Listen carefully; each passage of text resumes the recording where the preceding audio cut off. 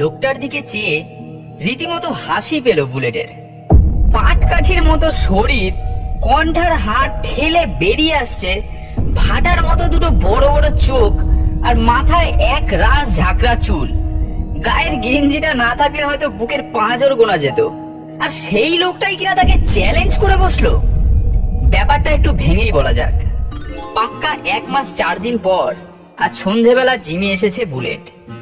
এমনিতে রোজই আসতো, কিন্তু লকডাউনের কারণে জিম বন্ধ হয়ে যাওয়ায় এই কদিন আর সেই সুযোগ হয়নি।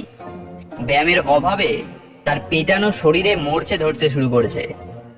তাই আর না পেরে আজ সকালবেলায় সুবোধদার বাড়িতে গিয়ে তাকে পাকড়াও করেছিল বুলেট। সুবোধদা পাড়ার জিমটার মালিক, বুলেটের সাথে অনেক দিনের পরিচয়। সব শুনে সে বলল, জিম তো অনেকদিন ধরে বন্ধ, ধুলো ময়লা পড়ে গেছে নির্ঘাত।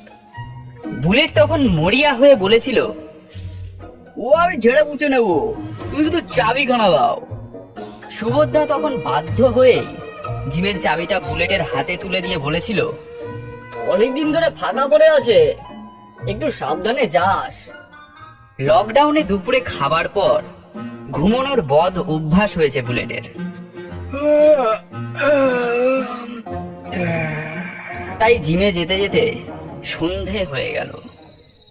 পাড়ার মাঠের করই গাছটার পাশে সুবোধদার জিম। চাবি দিয়ে দরজা খুলে জিমে ঢুকে বুলেট কিন্তু অবাক হয়ে গেল। কোথায় ধুলোবালি, সবকিছু ঝকঝক তক তক করছে।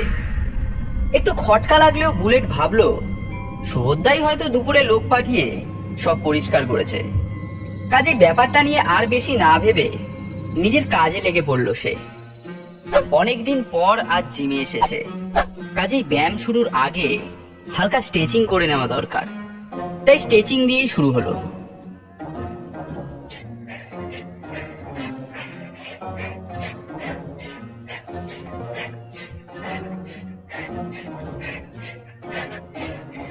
স্ট্রেচিং যখন প্রায় শেষ পর্যায়ে, তখন আচমকা পেছন ফিরে বুলেট দেখলো শুটকো লোকটা দাঁড়িয়ে আছে। ব্যাপারটা এতটাই অপ্রত্যাশিত ছিল যে চমকে গিয়ে বুলেট জিজ্ঞেস করলো, কে তুমি হে, এখানে কি দরকার? লোকটা কিন্তু একটুও ঘাবড়ালো না, বেশ ঠান্ডা গলাতেই বলল, আমি এসেছি ব্যায়াম করতে। জিম বন্ধ, জানো না? আমার জন্য বন্ধ কি আর খোলাই কি? আমি রোজই আসি, ব্যায়াম করি, দেখছো না সবকিছু কেমন পরিষ্কার করে রেখেছি। অমন প্যাকাটির মতো শরীর নিয়ে এই লোকটা নাকি রোজ ব্যায়াম করে শুনে হাসির পাশাপাশি একটা অবজ্ঞার ভাব ফুটে উঠেছিল বুলেটের মুখে।